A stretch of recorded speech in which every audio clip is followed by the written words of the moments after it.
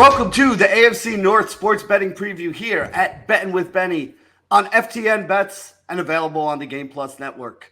This is now the fifth episode that we've gone through. We went through the AFC East, we went through the NFC East, we went through the AFC South, we went through the NFC South, and now we're going to go on and talk about the AFC North. It's a little bit tough to talk about the AFC North at the moment. There is still a big question mark standing out there. And when I say there's a big question mark out there, I do not mean my co-host and my brother in arms here, my man, Deqwan Young. So let me bring in my boy right here. Quan, what's going on tonight, buddy? Benny, what's going on, man? I know what you're talking about, and I wouldn't touch that with somebody else's hands, if you get my drift. The irony of it all is last week or like 2 weeks ago, they had the National Massage Workers Convention or something in Cleveland. Yeah, in Cleveland, Ohio. So you can't make this kind of stuff up. But yes, we are talking about the Deshaun Watson situation. And the reason why I say it makes things so, tough to kind of gauge here is that obviously if his suspension comes back, and we don't know what it's going to be. Right now it's 6 games. That's the original, right? Most people were expecting it to be like 8 to 10. So he actually ended up playing in more games than people expected, which actually caused the line to move up a little bit when that happens. But now we all know that there's a good chance that he's going to get suspended for longer than 6, maybe even the entire season from what we're hearing here, Quan. So I would think that once we have that news, there's going to be another adjustment back down to the bottom here. The line for them to win the division went from like plus 340 down to like plus 175 or something. And now it's likely to jump back up to that plus 340, plus 350 range, maybe even higher, depending on the news that we get here. So, I mean, again, whatever your thoughts on the whole situation are, obviously everyone's innocent until proven guilty. There's obviously something there if the NFL found something and there's been settlements and whatever. But the question I'm going to ask you is, how big a deal is this for the Cleveland Browns if they don't have him?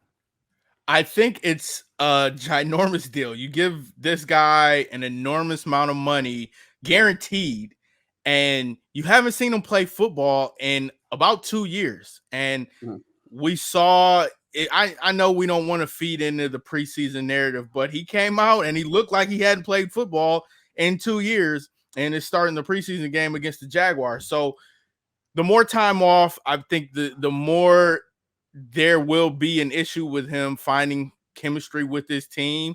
If he fits well, if the team will be able to rally around him, because I think there are a lot of outside factors that will contribute to the locker room. How do those guys feel about him in the locker room? Can they be led by somebody like him? Those are the intangibles that matter outside of just the play on the field. So I think if he gets more than 6 games, which is likely going to be, I think, listen, I don't know what it's looking like now for the team total wins, but I would like any under imaginable because, like I said, it's a good team, great defense. Myles Garrett's still there. Nick Chubb can run the ball, but man, quarterback drives the engine, and I believe it's Teddy B that's the backup. No, Jacoby Brissett. Brissett, yeah. I like Jacoby Brissett as much as the next guy, but God damn it, no. Yeah, and listen, this is the thing that I like about this division is last year the Bengals won this division with a 10-7 record. The 2 last place teams, or the 2 teams tied for last place in this division last year, were Cleveland and Baltimore, which I would assume most people would probably not guess, and they were both 8-9. So you really only had 2 wins that separated the team that won this division and the team that came in last place in this division, which means that any one of these teams can jump up or jump down with the littlest thing. And I really thought that adding Deshaun Watson might have been one of those little things that could help push the Browns up to the top of this division here now. I don't know. It's going to be a little bit tough here when you look at it to see how everything's going to work out. I think now, assuming that Deshaun Watson's going to be out for a bunch of games, I think we're back to one of those divisions where there's a clear hierarchy here between the Bengals and the Ravens at the top, and then there's a little bit of a break there going down to the Pittsburgh Steelers, and then now the Cleveland Browns down there at the bottom. Because remember, Ben Roethlisberger retired. I know they looked good the other night. I know George Pickens is that dude. But I still think that this is a team that, is a step behind the AFC champion Bengals and the team that most people picked to win this division last year in the Baltimore Ravens. Listen, the one intangible, the one thing that you can count on is Mike Tomlin having a winning record. And we were also talking about this. I think life is like time is a flat circle. When Ben Roethlisberger was drafted, he came in and I think he replaced Tommy Maddox, if my memory serves me correct, in 2002. Right. Yeah. Mm-hmm. And they came out and man, they were on fire. I can't remember the record. I don't know if that was the Super Bowl year or not, but Mike Tomlin, he'll find a way to win. The Pittsburgh Steelers, they play defense, they run the ball hard. Najee Harris is there. When we get to the next segment, you're gonna see how close this division is, and we're gonna. I think we should dive into that a lot more because 1 or 2 wins is gonna change things up, and I can't throw my hat in either way. Hey, listen, I can't argue with my producer when he says we're going to talk about it more in the next segment. So that's a great place for us to end it right here. So you guys sit tight there. We will be right back to talk a little bit more about the AFC North, the win totals, who's going to win the division, what chances they have to win the Super Bowl, and their odds to win the AFC as well here on Betting with Benny. Welcome back to Betting with Benny here at FTN Bets and available on the Game Plus Network. My man Quan is here with me today. We are going to be talking some AFC North, the sports betting preview. So Quan, let's throw up the graphic and take a look at what we got here for the AFC North. So the first team we're going to talk about here is going to be the Pittsburgh Steelers. 8.3 wins is what Jeff Ratcliffe has them projected for. You guys can get over to FTN Bets. Type in FTN Bets, Jeff Ratcliffe, win total projections on your Google machine, and it'll pop right up with the article. Jeff went through every team, gave his win total projections for them all. And the Steelers are actually the team projected for the least amount of wins. But I do want to talk about something here, Quan, right off the bat here. If you've noticed, the team projected to win this division, 10.5 is the number of wins they have on their win total. The team projected to come in last in this division, 8.3. Again this year, you can't get much closer than you can in the AFC North, right? I think both, like if you look on both sides of the North, the NFC North, AFC North, the NFC North used to be the black and blue division, but it's tough Midwestern towns, man. We're talking about steel and iron and pounding the ball, running the ball, playing hard-nosed defense. And that's what the Steelers have always been. And I think that's the definition of their team. And that's the definition of this team. They're going to be led by that defense. And how far can Mitch Trubisky, it'll eventually be Kenny Pickett, but how far can he take him? Yeah, and I don't really know how far he's going to be able to take him, but I can tell you what, our projections for 8.3 wins, the consensus number out there in the market right now is 7.5 wins. And even at 7.5 wins, they're kind of trying to entice you to take the over on that number, because it's plus 100 on DraftKings right now. So, minus 105 is the number you see almost everywhere else. PointsBet, FanDuel, MGM all have it at minus 105. DraftKings has that over at plus 100. If you want to play the under, you're actually getting juiced up on the under here, with people expecting the Steelers to win less than the 8 games it would take to win this. Minus 115 on those same sites, PointsBet, FanDuel, MGM, is where you can play the under. But the over here, plus 100 on DraftKings. Again, Jeff has them for 8.3. The number 7.5. At even money, we actually have a little bit of value on there. So Steelers win total over is something that we like over at FTN Bets. I will say this, though, full disclosure, I actually took the win total under on the Steelers this year because I do not see them having a very good season. So let's go on and talk about the next team that we got here. Who's up next there, Quan? What do we got? The Cleveland Browns is the next team that's up.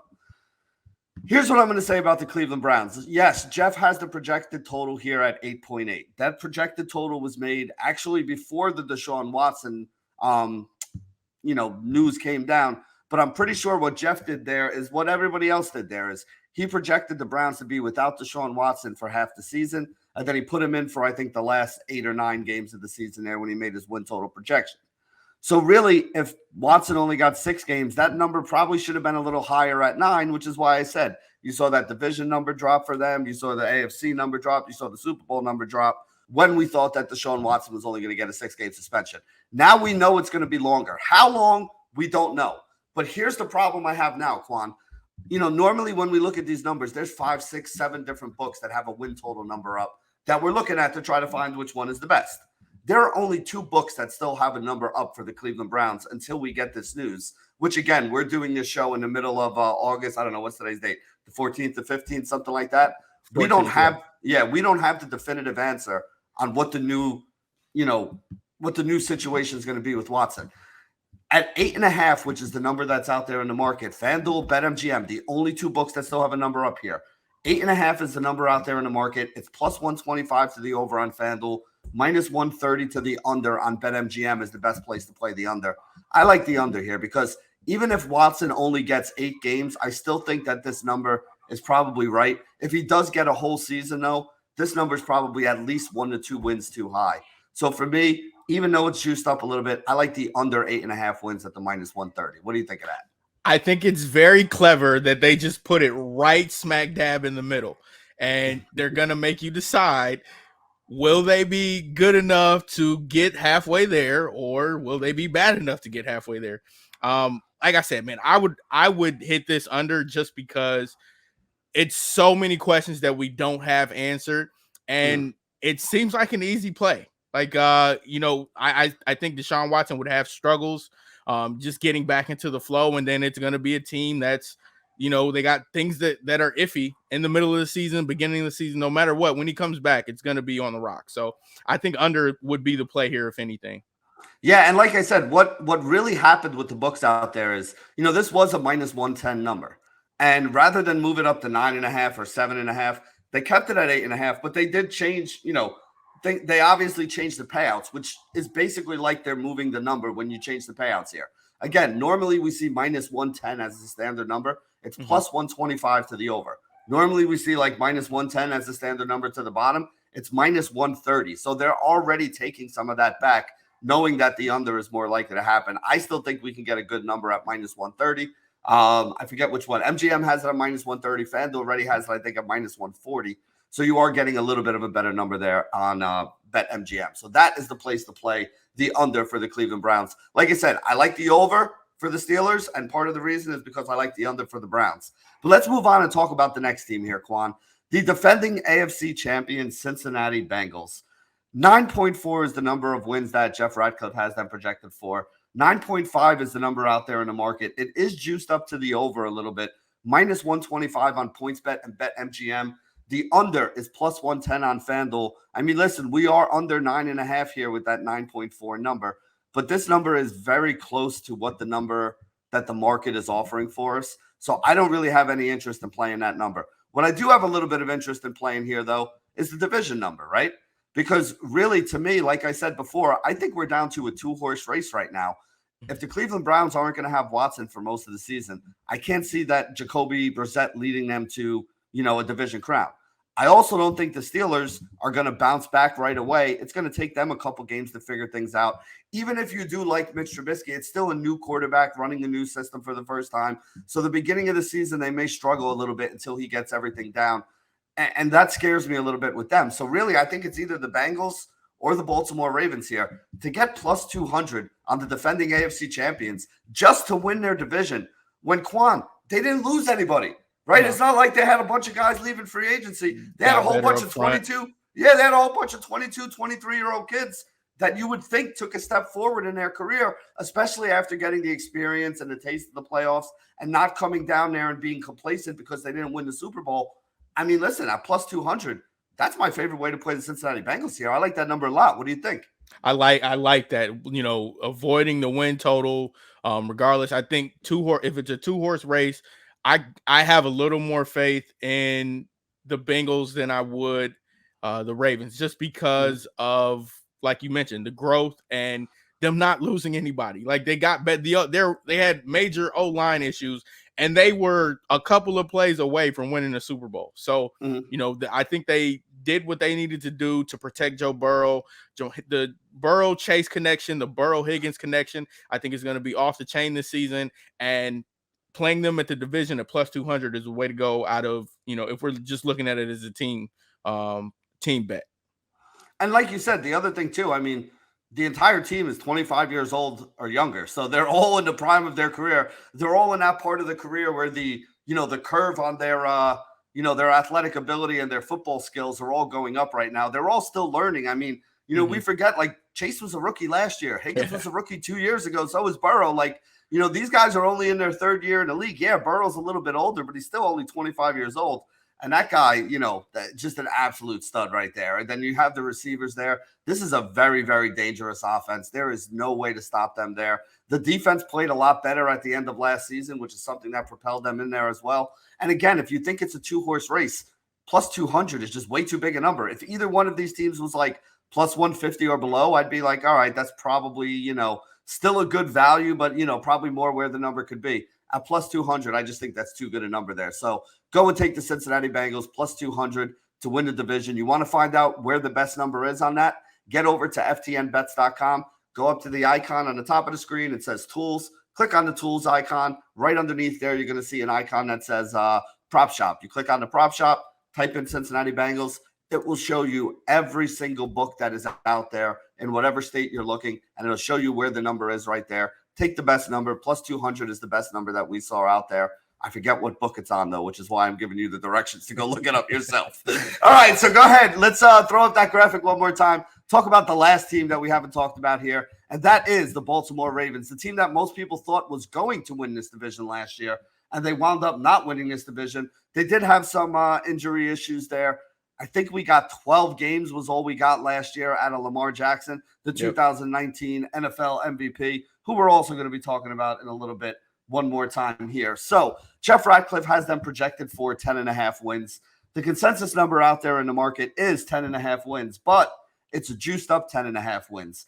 The over plus 125 on BetMGM, which seems way off to me because the next best number is plus 100 on FanDuel. So to get 25 basis points better on BetMGM than you're able to get on any other book for that 10.5 win number, somebody at BetMGM is either way smarter than everybody else, which I doubt, or is asleep at the wheel, and has not moved this number yet. Like I said, FanDuel, who I think is one of the sharpest books out there on most bets, they have this at plus 100. BetMGM has it at plus 125. That is too big a gap for that over 10.5 wins here. Again, the number is exactly what we have it projected at. And if it was even money, I wouldn't be interested in this over on FanDuel. But at plus 125 on BetMGM, Quan, I think there's some value in this number for the Ravens to go over 10.5 wins. What do you think? I do not. They were injury plagued last season, and that was the cause for a lot of their issues. Like you said, we got 12 games out of Lamar, but that secondary was atrocious. I think the worst in the league, and a lot of that had to do with who was out there and who wasn't out there. So I think they're going to go as far as Lamar gets him, and it's a contract year for him. He's trying to get paid, but I'm one of those guys that I know that his style of play will not get them to where they need to be. And he's coming off of, a leg injury where his legs are his biggest weapon. Like he'll sit back in the pocket. He has time to throw, but he's better when he's on the move and he's scrambling and he's running the ball and making plays. So I just know that he's young, but that's not a rhythm offense. And I don't think that they're going to be able to continue to have the success that they had when defensive coordinators couldn't scheme for them. So I tend to lean more Bengals in that capacity. So I would say I wouldn't bet. I don't like the 10.5 wins over. That's something that scares me. I still like the Bengals and your division bet. Yeah, so the big thing here with me with the Ravens, like I said, it's really the payout. Because 10.5 is not a number that I think is an easy number to get to. I mean, we need them to get to 11 wins in order to cash this bet. But the thing that we like about this bet here is that plus 125, you're basically saying this is I'm trying to do the math here in my head, 125. You're basically saying that they have only like a 40-something% chance to go over this 10.5 win number. And with us having it at 10.5, I would think it should be a 50-50 chance that they're going to go over. So like I said, anything above even money, I would consider to be value. Even though it's a tough number for them to get to, I just think the payout here at plus 125 is way too good for us to kind of ignore. You throw that graphic up one more time. One thing I wanted to see or talk about here is the Ravens numbers to win the AFC and to win the Super Bowl. So the Ravens and the Bengals really are both like 4th or 5th in the AFC in terms of teams that could win the AFC and go on to the Super Bowl. You have teams like Buffalo ahead of them. You have Kansas City ahead of them. Who's the other? There's one other team I'm not thinking of right now that I think is ahead of them. Buffalo, Kansas City, and Denver. I think Denver is the other team Denver's the other team that people have ahead of both of these teams. But these teams are right behind that first tier of teams right there with their chances to go on to the Super Bowl. So let me ask you, Quan, if you have to make a bet to win the AFC or to win the Super Bowl, who do you like better between the Ravens and the Bengals? Who would you go with? I would go with the Bengals between those two teams. What was it, 12-1? You think 12-1's enough for you to take them to win the AFC back-to-back? Yes. Ooh, okay. So there you go. I don't know. I think I would need a little bit of a higher number to take them to win the AFC, but I can see where you're coming from here. I do actually prefer the Bengals to the Baltimore Ravens, and that's kind of what I wanted to point out there. As you look at the numbers on those two teams, I feel like the Bengals are the better team. That's why I'm taking them to win the division, which is the number I like the most.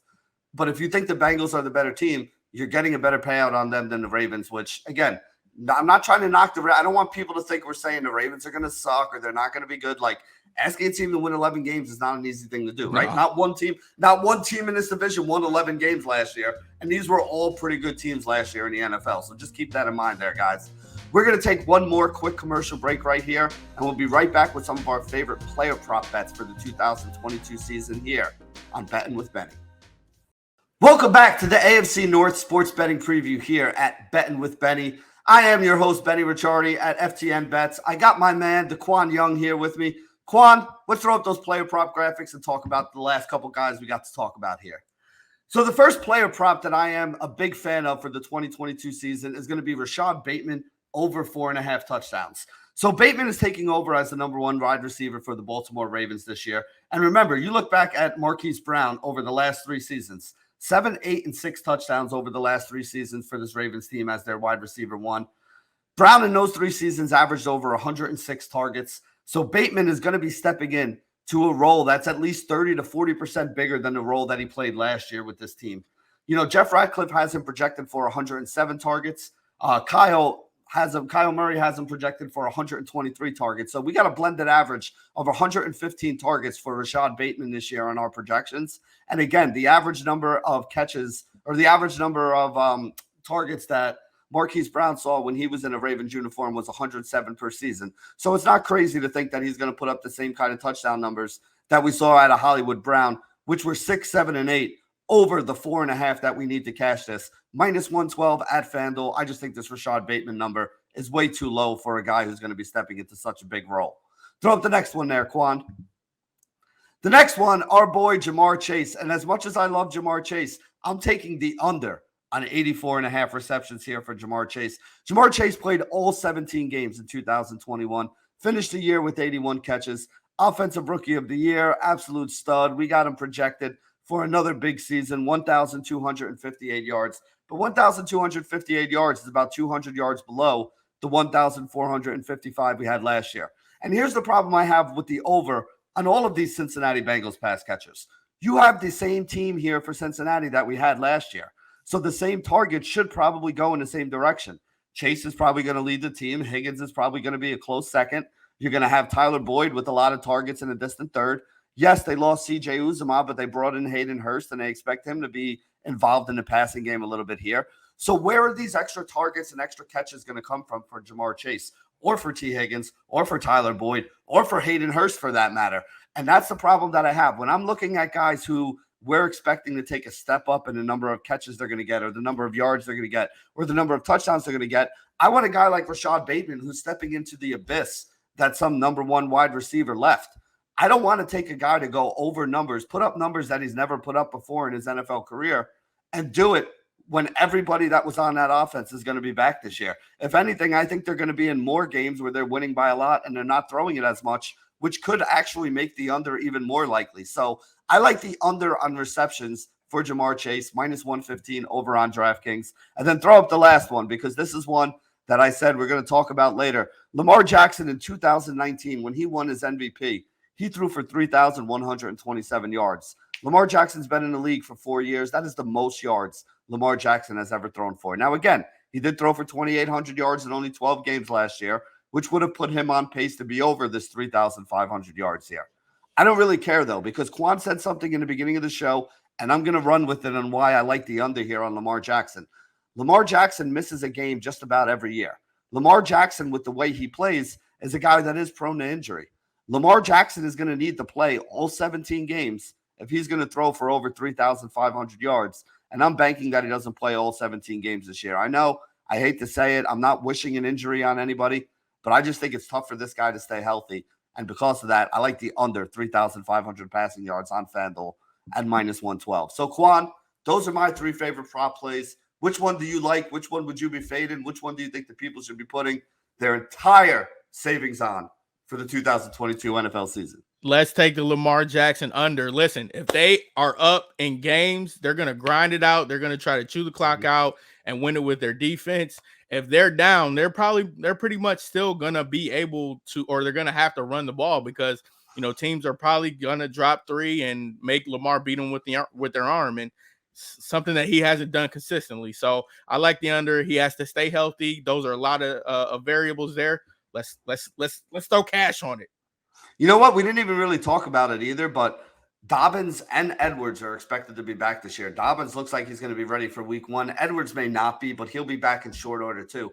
Both of those guys were hurt last year. If you remember, they were picking up guys off the street to play running back on this team. So they may have been throwing the ball a little more just because of that as well. Now that they actually have their running backs back, that could be another thing that contributes to it. But we'll see. You guys have all the bets here. You can get over to FTN Bets right now. Use promo code Benny. Save 20% off on any package. That promo code Benny, little secret for you guys out there, works on FTN Daily if you're going to be playing on DraftKings, FanDuel, Points, Prize Picks, and all the other ones this year.